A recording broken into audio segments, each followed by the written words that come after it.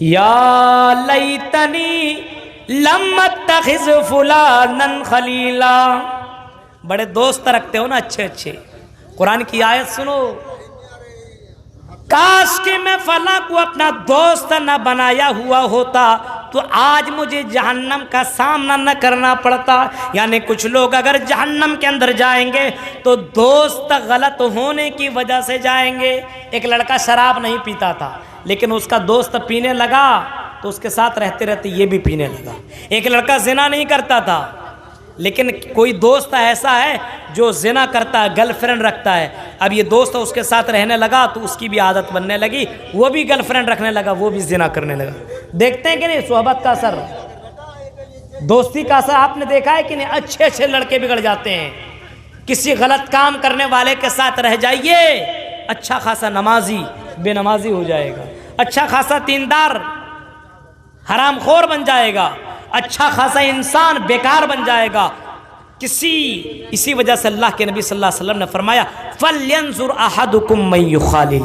آپ نے فرمایا ہر کوئی اپنے آپ میں دیکھے کہ میرا دوست کیسا ہے. اگر اس کا دوست دیندار ہے تو سمجھ لیجئے اس کے اندر بھی دین باقی ہے، اور اگر اس کا دوست برا ہے تو یاد رکھیے وہ بھی ایک نہ ایک دن برا بن سکتا ہے.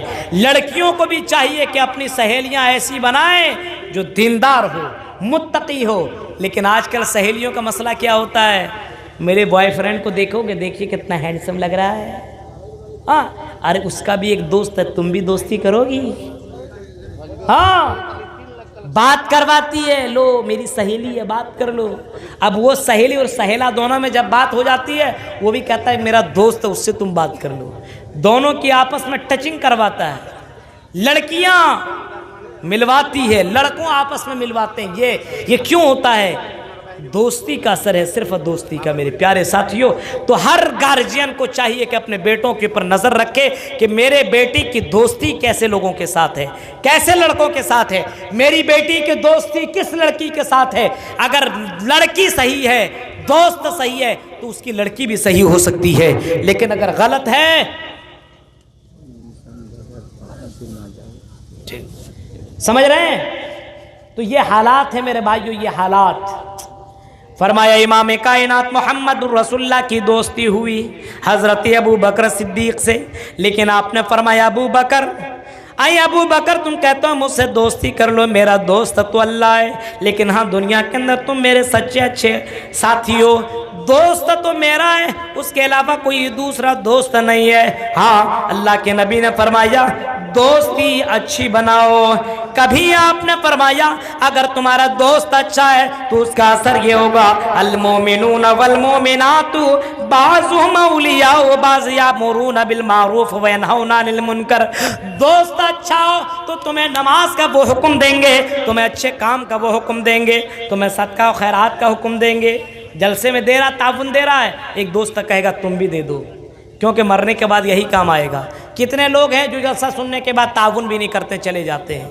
اگر کہیں موت ہو گئی تو کوئی بھی آدمی بنا تعاون کیے نہیں جائے گا. یہ میری گزارش ہے، کیونکہ ایک ایک روپیہ ایک ایک نیکی کی وجہ سے آدمی کل قیامت کے دن ترسے گا. فرمایا یا لیتنی لم اتخذ فلانا خلیلا، کاش کہ ہم دنیا کے اندر فلاں کو اپنا متر نہ بنائے ہوئے ہوتے، فلاں کو اپنا فرینڈ. آج دیکھیے واٹس ایپ کے اندر کتنے فرینڈ ہیں، چیٹنگ چل رہی ہے، رات بھر موبائل پہ باتیں ہو رہی ہے. یہ دوست نہیں تو کیا ہے؟ لڑکیوں سے رات بھر باتیں ہو رہی ہے. میرے پیارے ساتھیوں، کاش کہ میں فلاں کو اپنا دوست نہ بنایا ہوا ہوتا تو میں زنا نہ کرتا، میں شراب نہ پیتا، میں جوا نہ کھیلتا، میں غلط کام نہ کرتا. فلاں کی وجہ سے مجھے جہنم میں جانا پڑ رہا ہے. او فرقیہ کے لوگوں، اپنی دوستی کے اوپر تم غور کرو، میرا دوست کیسا ہے. اگر تیرا دوست اچھا ہے تو تو بھی اچھا بن جائے گا، تیرا دوست برا ہے تو تو بھی برا بن جائے گا. وہ شراب پیتا تو بھی شراب پینے لگے گا.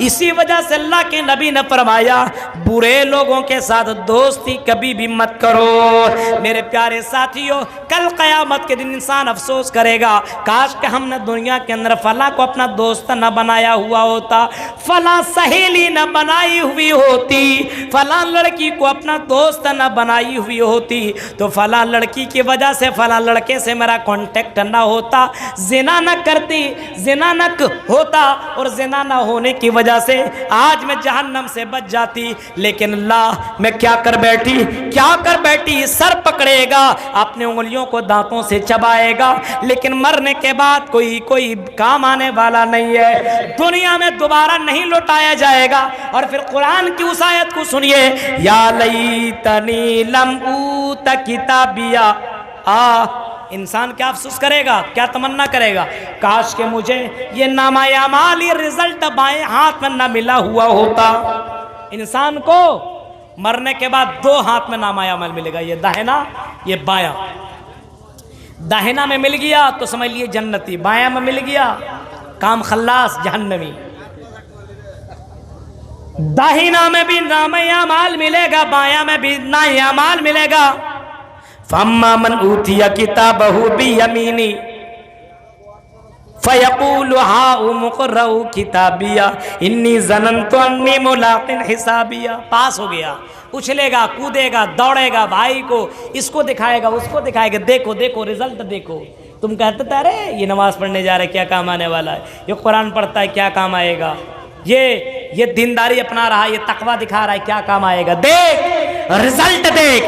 او لوگو میرا رزلٹ دیکھ لو، جنتی کا سرٹیفکیٹ مجھے مل گیا ہے، میں جنت میں جا رہا ہوں، مجھے اللہ نے دائنے ہاتھ میں نامہ اعمال دے دیا ہے، اس کا مطلب یہ کہ میں جہنم سے اپنے آپ کو بچا لیا ہوں، اب میں جنت میں جا رہا ہوں۔ او لوگو، او میرے بھائی، میری ماں، میری بہن، میرا بیٹا، دیکھ میرا نامہ اعمال دیکھ لے۔ لیکن جس کا بائیں ہاتھ میں، داہنے نہیں بلکہ بائیں ہاتھ میں نامہ اعمال دے دیا جائے گا، فَأَمَّا مَنْ أُوتِيَ كِتَابَهُ بِشِمَالِهِ فَيَقُولُ يَا لَيْتَنِي لَمْ أُوتَ كِتَابِيَهْ، وہ کہے گا کاش مجھے یہ کتاب، یہ نامہ اعمال، یہ رزلٹ نہ ملا ہوتا تو آج مجھے جہنم کا سامنا نہ کرنا پڑتا، کاش میں دنیا کے اندر مٹی بن گیا ہوتا، مجھے اللہ تعالیٰ دوبارہ زندہ نہ کرتا، کیوں مجھے بائیں ہاتھ میں نامہ اعمال دیا ہے؟ ارے اس نامہ اعمال کے اندر وہ ساری برائیاں لکھی ہوئی ہے، لا یغادر صغیرۃ ولا کبیرۃ الا احصاها، اس کتاب کے اندر چھوٹی چھوٹی بڑی بڑی تمام چیزیں، تمام باتیں لکھی ہوئی ہے، چھوٹا گناہ بھی لکھا ہے، بڑا گناہ بھی لکھا ہے۔ فلاں جلسے میں نے فلاں لڑکی کی طرف دیکھا تھا، فلاں لڑکی کے ہاتھ کو میں نے ٹچ کیا تھا، وہ بھی اس کتاب کے اندر لکھا ہوا ہے۔ فلاں رات میں فلاں لڑکی سے میں نے پوری رات بات کی تھی، کسی نے جانا ہی نہیں تھا، وہ بھی اس کتاب کے اندر لکھا ہوا ہے۔ ارے فلاں رات جنگل میں، کھیت میں جا کر کے میں نے فلاں بیوی کے ساتھ زنا کیا تھا، کسی نے دیکھا نہیں تھا، لوگ مجھے بڑا اچھا سمجھتے تھے، لیکن وہ ساری باتیں اس کتاب کے اندر لکھی ہوئی ہے۔ ارے میں نے چپکے سے لون لیا تھا، میں نے چپکے سے رشوت والا کام کیا تھا، کوئی جانتا نہیں تھا، لیکن وہ بھی لکھا ہوا ہے۔ میں نے چپکے سے جہیز لیا تھا، دنیا والا نہیں جان رہا تھا، وہ بھی لکھا ہوا ہے۔ میں نے غلط کام کیا تھا، کوئی دیکھنے والا نہیں تھا، لیکن وہ بھی اس کتاب کے اندر لکھا ہوا ہے۔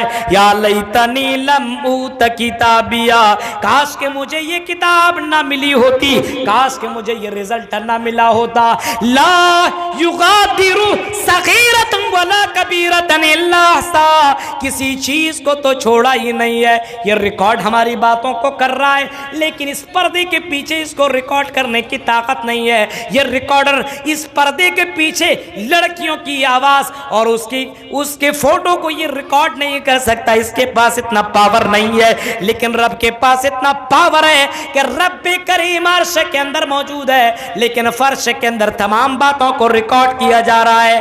ہر انسان کے اوپر دو فرشتے مقرر ہیں، کرامن کاتبین یعلمون يعلمون ما تفعلون۔ او فرقیہ کے لوگوں، قرآن کی ان آیتوں کے اوپر کبھی غور کرو۔ قرآن کہتا ہے تیرے پاس 24 گھنٹہ 2 فرشتے مقرر ہیں، ایک فرشتہ تمہاری نیکیوں کو لکھتا ہے تو دوسرا فرشتہ تمہاری برائیوں کو لکھتا ہے۔ اللہ تعالیٰ فرماتا ہے ما یلفظ من قول الا لدیہ رقیب عتید۔ اور میرے بندے تیری زبان سے جو جملے نکلتے ہیں اس کو بھی میں ریکارڈ کر رہا ہوں، اس کو بھی میں اپنی کتاب کے اندر، کتاب محفوظ کی اس کو میں ریکارڈ کر رہا ہوں۔ اور کل قیامت کے دن اللہ تعالیٰ کہے گا اقرا کتابک کفا بنفسک اليوم علیک حسیبا۔ او دنیا کے لوگوں، کتاب تم پڑھ لو، نامہ اعمال پڑھ لو، رزلٹ خود پڑھ لو اور اپنا فیصلہ کرو جنت میں جاؤ گے کہ جہنم میں جاؤ گے، تم خود فیصلہ کر لو، ہمیں کہنے کی ضرورت نہیں ہے۔ انسان دیکھے گا ارے یہ تو یہ بھی لکھا، یہ بھی لکھا، یہ بھی لکھا، یہ بھی لکھا،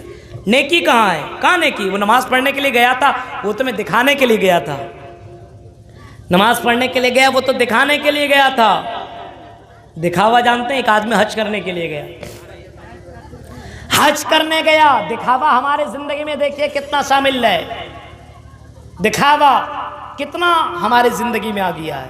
ایک آدمی حج کرنے گیا، حج کر کے واپس آیا، کوئی آدمی اس سے پیسہ پاتا تھا، اس کے پاس گیا اور بولا میرا رجسٹر نکالو، تم کتنا پیسہ پا رہے ہو؟ رجسٹر نکالا، کہا کہ 10,000 آپ کا باقی ہے۔ کا نام کیا لکھ کے ہو؟ بولا ابراہیم۔ بولا ابراہیم صرف لکھ کے ہو؟